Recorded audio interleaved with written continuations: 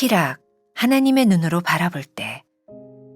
요한복음 15장 9절부터 11절, 야고보서 1장 1절부터 5절.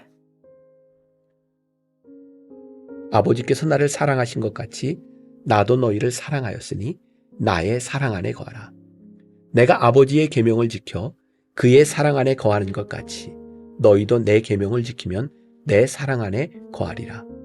내가 이것을 너희에게 이름은 내 기쁨이 너희 안에 있어 너희 기쁨을 충만하게 하려 함이라. 하나님과 주 예수 그리스도의 종 야고보는 흩어져 있는 12지파에게 문안하노라. 내 형제들아, 너희가 여러 가지 시험을 당하거든 온전히 기쁘게 여기라. 이는 너희 믿음의 시련이 인내를 만들어내는 줄 너희가 알미라. 인내를 온전히 이루라. 이는 너희로 온전하고 구비하여 조금도 부족함이 없게 하려 함이라. 너희 중에 누구든지 지혜가 부족하거든 모든 사람에게 후히 주시고 꾸짖지 아니하시는 하나님께 구하라. 그리하면 주시리라. 성령의 열매는 모두 사랑에서 파생되었습니다. 희락의 열매도 마찬가지입니다. 우리가 누리는 기쁨은 완전하지 않으며 언제든 빼앗길 수 있습니다. 그러나 하나님의 사랑에서 오는 기쁨은 완전하고 충만합니다. 한 목사님이 어린 시절 가족과 함께 동물원에 갔다가 그만 아버지의 손을 놓치고 말았습니다. 동물들을 보며 한참 즐거워했는데 아버지가 눈에 보이지 않자 그 순간 동물도 놀이기구도 눈에 들어오지 않았습니다. 미아 보호소에 도착하여 아버지를 만나 손을 잡는 순간 다시금 행복해지기 시작했다고 합니다. 하나님 안에서만 참 기쁨을 누릴 수 있습니다. 포도나무 가지는 나무에 붙어 있을 때 열매를 맺고 기쁨이 충만케 됩니다. 사랑은 기쁨의 근원이며 가장 큰 동기를 부여합니다. 하나님께 사랑받는 존재이기에 영원한 하나님의 현존 안에 머물러 있기에 누리는 기쁨입니다. 육의 눈으로 바라본 나는 불만족스러운 존재일지 모르지만 영의 눈으로 바라본 나는 하나님이 사랑하시는 자녀입니다. 독생자를 내주실 정도의 값진 존재입니다. 육의 눈으로 바라보지 말고 하나님의 눈으로 나를 보기 시작할 때 희락의 열매가 맺히게 됩니다. 참 기쁨은 환경이 아닌 사랑의 관계에서 나옵니다. 성도들은 시험을 만나도 인내하며 기뻐할 수 있습니다. 하나님이 사랑으로 나를 지지하시며 성령으로 지도해 주신다는 믿음이 있기 때문입니다. 주님과 동행하며 인내함으로 믿음의 시련을 이겨낼 수 있습니다. 우리는 하나님의 강력한 사랑 덕분에 어떤 환경에서도 소망할 수 있습니다. 우리를 사랑하시는 이로 말미암아 우리가 넉넉히 이길 수 있습니다. 나는 하나님의 눈으로 바라보고 있습니까? 하나님께 사랑받는 존재라는 확신이 있습니까? 어떤 기준으로 나와 환경을 바라보고 있습니까? 오늘은 6월 6일입니다. 희락, 하나님의 눈으로 바라볼 때, 이런 제목으로 말씀을 함께 나누어 보겠습니다. 어제부터 우리는 갈라디아서 5장 22절 이하에 나와 있는 성령의 열매에 대한 말씀을 나누고 있습니다. 기억하시죠? 모든 성령의 열매, 그 열매는 사랑에서부터 파생된 것이다. 사랑부터 시작해서 희락, 화평이라고 하는 열매가 동일한 선상에 있는 것이 아니라 사랑을 통해 성령의 열매들이 파생된 것이다. 그러니 오늘 우리가 이 희락에 대한 이야기를 할 때 이 희락이 어떻게 사랑으로부터 나오는 것인가를 우리가 알아야 될 것 같습니다. 이 희락의 열매, 희락, 다른 말로 이야기하면 기쁨이죠. 요한복음 15장 포도나무 비유에 의하면 하나님께서 우리들에게 기쁨을 충만하게 주시려 한다라고 말씀하고 있어요. 그러니까 하나님의 사랑을 입고 하나님의 사랑의 요구에 합당한 삶을 살아가는 사람들에게 나타나는 열매가 무엇이라고요? 희락, 기쁨이에요. 그래서 필연적으로 성령의 사람들에게 나타나는 열매가 있다. 희락, 기쁨이에요. 우리가 신앙생활을 열심히 하는데 우리들에게서 늘 짜증, 우리들에게서 이 기쁨이 사라졌다면 우리는 성령의 열매를 맺는 사람이 아니라 그저 열심히 종교 생활을 하고 있는 사람에 불과할지 몰라요. 오늘 이 말씀을 통해 바로 우리들이 성령의 열매를 맺고 있는가, 우리가 성령의 사람인가를 이렇게 한번 점검해 볼 수 있는 그런 시간이 되었으면 좋겠습니다. 자, 말씀을 시작하면서 이스라엘 민담집에 나오는 이야기를 제가 하나 소개합니다. 하루는 아브라함이 텐트 밖에 앉아 있는데 80세가 넘은 노인이 남루한 옷차림으로 다리를 절면서 다가옵니다.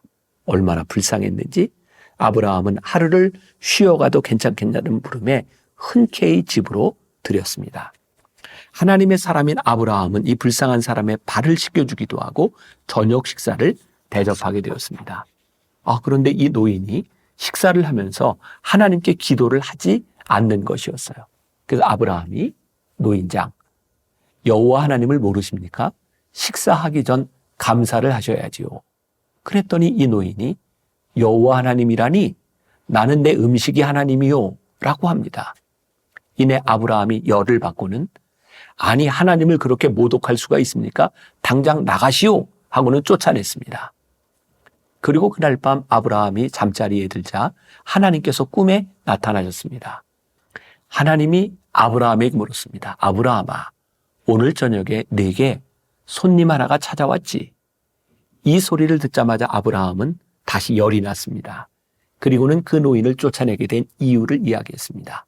그때 하나님은 이렇게 말씀을 하셨습니다. 아브라함아, 나는 그 노인을 80년이나 참았는데 너는 하룻밤 한시도 참을 수가 없었느냐. 자, 제가 이 이야기를 희락이 사랑으로부터 나온 열매라고 하는 것을 말씀드리려고 해요.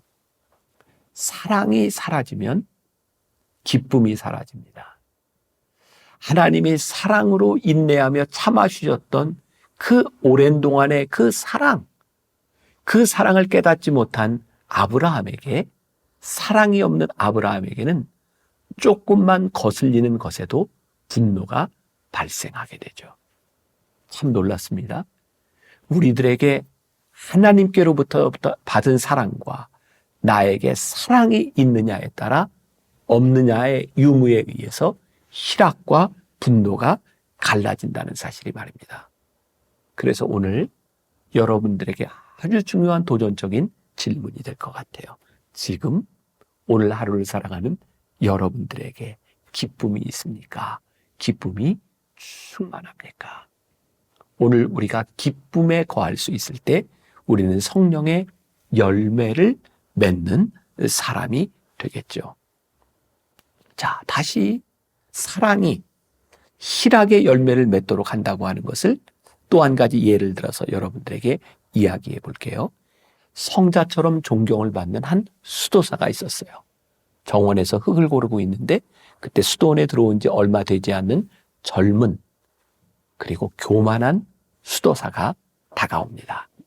이 경험이 많은 수도사는 젊은 후배 수도사에게 이렇게 말을 합니다. 여보게, 이 단단한 흙에 물을 좀 부어보게나.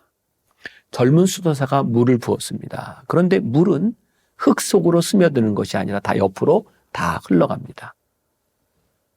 물이 이 흙 속으로 스며들지 못하는구만. 그렇지? 라고 이 나이 많은 수도사가 젊은 사람에게 물었습니다. 그리고는 이 나이 많은 수도사가 망치를 가지고 단단히 뭉쳐진 흙들을 깨기 시작합니다. 그리고 다시 한번 물을 부어보라고 말합니다. 이제 물은 잘 스며들었고 부서진 흙을 뭉쳐가기 시작합니다. 이 광경을 보면서 그는 이렇게 말을 합니다. 이제야 흙 속에 물이 잘 스며드는구먼. 여기에 씨를 뿌린다면 이 씨는 반드시 꽃을 피우고 열매를 맺을 것이야. 우리 역시 마찬가지야. 우리가 깨어져야 하나님은 거기에 물을 주실 수가 있고 그럴 때 씨가 떨어지고 꽃이 피고 열매가 맺을 수 있는 거지.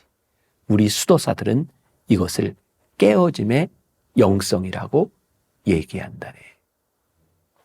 깨어짐. 우리의 마음을 깨어져서 말랑말랑하게 만들었던 것이 무엇일까요? 우리를 향한 하나님의 사랑이 아닐까요?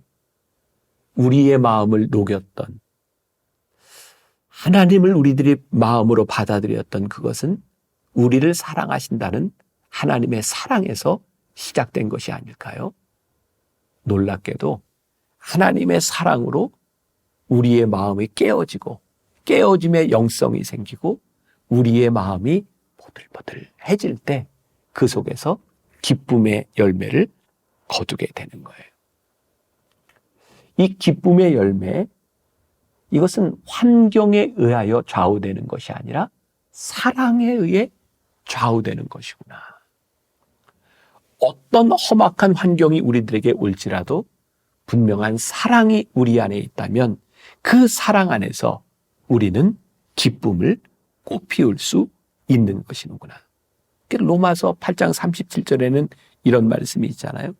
우리를 사랑하시는 이로 말미암아 우리가 넉넉히 이길 수 있습니다. 우리를 사랑하시는 이로 말미암아 넉넉히 이길 수 있습니다. 또 야고보서 1장에는 성도들은 시험을 만나도 인내하며 기뻐할 수 있다고 말하고 있어요. 이유는 무엇일까요? 하나님이 우리를 사랑하시는 그 사랑으로 인하여 그 사랑에 겨워서 우리들이 시험을 만날 때에도 우리들이 능히 기뻐할 수 있습니다. 라고 말을 하고 있어요. 참 기쁨은 환경이 아닌 사랑의 관계 속에서 나오는 거죠. 저는 목회를 하면서 그런 경험들을 종종 합니다. 아마 모두에게 동일하겠죠. 사람들의 관계, 목회를 하는 데 있어서 왜 어려운 일들이 없겠어요? 그런데 사람에게 어려움을 당하고 참 힘들 때 그 힘든 것을 이기게 하는 것이 있어요. 누군가에게 사랑을 받았을 때예요. 내가 버려졌다고 생각하고 외롭다고 생각하고 힘들다고 생각할 때 나를 사랑하고 나를 믿어주는 사람이 있다고 생각할 때 그것이 우리로 하여금 환경을 이기게 만드는 거예요. 그래서 로마서 8장 37절에서 이야기하는 거예요. 우리를 사랑하시는 이로 말미암아 우리가 넉넉히 이길 수 있습니다. 희라. 하나님의 눈으로 하나님의 사랑으로 우리를 보기 시작할 때 우리는 기쁨을 누릴 수 있는 거예요. 저는 요한복음 15장에 있는 이 말씀도 너무 좋아요. 우리로 하여금 기쁨을 충만하게 하시려는 것. 그것이 우리를 포도나무 가지로 만드신 하나님의 뜻이라고 우리들에게 말씀하고 있어요. 오늘 저와 여러분들에게 이 기쁨이 경험되고 이 기쁨이 고백되는 하루가 되었으면 좋겠습니다. 기도하겠습니다. 우리를 사랑하시는 이로 말미암아 넉넉히 이기느니라. 우리의 환경은 비참한데 하나님 그 환경 가운데서 어떻게 우리들에게 이 기쁨을 주시는지 그 기쁨을 고백하게 하시고 그 기쁨을 전하게 하시고 또 우리도 누군가에게 기쁨을 줄 수 있는 사람 하루가 되게 하여 주옵소서. 예수님의 이름으로 기도했습니다. 아멘.